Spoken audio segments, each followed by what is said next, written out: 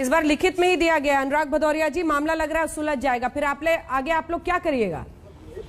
कुछ बचेगा नहीं सर हाथ में हथियार? अंजना, मैं बताता हूँ अंजना जी, मुझे एक बात समझ में नहीं आ रही है कि 700 किसान जो हमारे आपके ही भाई बंधु हैं, हिंदुस्तानी हैं, उनकी मौत हुई है और उन जो शहीद हुए उनके परिवार वाले, ना जाने कितनी हमारी आपकी माँ बहनें विधवा हुई हैं, बच्चे अनाथ हुए हैं। सरकार को इसमें सोचने में इतना वक्त लगता है। अपने लोगों के लिए मुआवजा मांगने के लिए हमें धरना प्रदर्शन करना पड़ता है, किसानों को बार बार लिख के देना पड़ता है। ये तो सरकार को तुरंत कर देना चाहिए, क्योंकि अपने लोग हैं ये, इनके लिए इतनी मशक्कत करने की आवश्यकता क्या है? इसके मतलब भारतीय जनता पार्टी की जो सरकार है उसमें उनकी मंशा पे शंका हमेशा रहती है। एक बात। दूसरी बात, अब जब किसान को आप आतंकवादी, चोर, डकैत, मवाली नहीं समझते हैं, मुझे तो लगता है नहीं है कि अब आप नहीं समझते हैं तभी आप इतना मशक्कत करवा रहे हैं।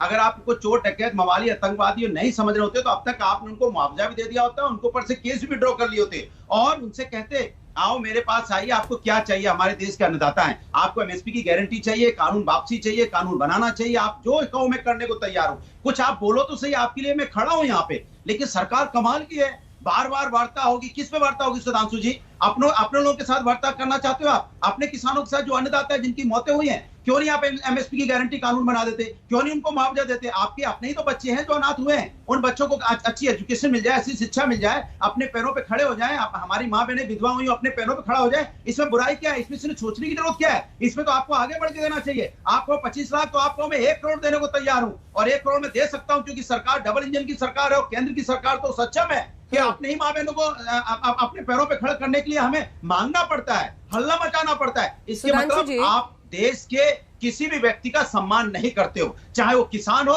चाहे वो आम जनता हो, चाहे युवा हो, चाहे महिलाएं हो। आप किसी का सम्मान नहीं करते हो। कोई अगर आपसे मांगने जाता है अपना हक, तो आप लाठियों से बरसा देते हो और भूल जाते हो खून का भी रंग लाल होता है। आप लाल रंग से बहुत प्यार करते हो, हम क्रांति का भी रंग लाल होता है। और जिस तरह से आपने रौंदा है किसानों को, उनका भी खून लाल है। और आपने गोरखपुर में मनीष गुप्ता को मारा था, उसका भी खून लाल था। और विवेक तिवारी को मारा था, उसका भी खून लाल है। यूपी चुनाव पे अलग से बहस कर लेंगे। टोपी लगाते हैं। अरे एक दिन तो 1 घंटे किसानों पर बात होने दीजिए।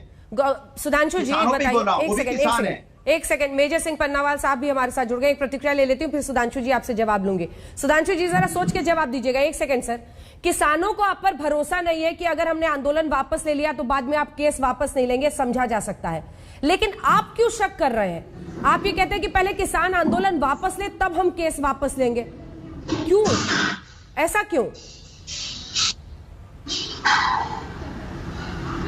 देखिए, उसका एक तकनीकी कारण भी हो सकता है, ये मेरा अपना व्यू है, ऐसा नहीं मैं कह रहा हूं, ये तो लीगल और टेक्निकल एक्सपर्ट बताएंगे कि भाई किसान आंदोलन जिस दिन समाप्त हो जाएगा उस दिन यह बात तय हो जाएगी कि अब इसके तारीख के बाद का कोई केस आंदोलन से रिलेटेड नहीं रहेगा। अब मान लीजिए ये पहले विड्रॉ हो गया और उस 1-2 दिन में कोई और केस आ गया, अब वो कैसे तय होगा कि आंदोलन से रिलेटेड केस है या आंदोलन से रिलेटेड केस नहीं है?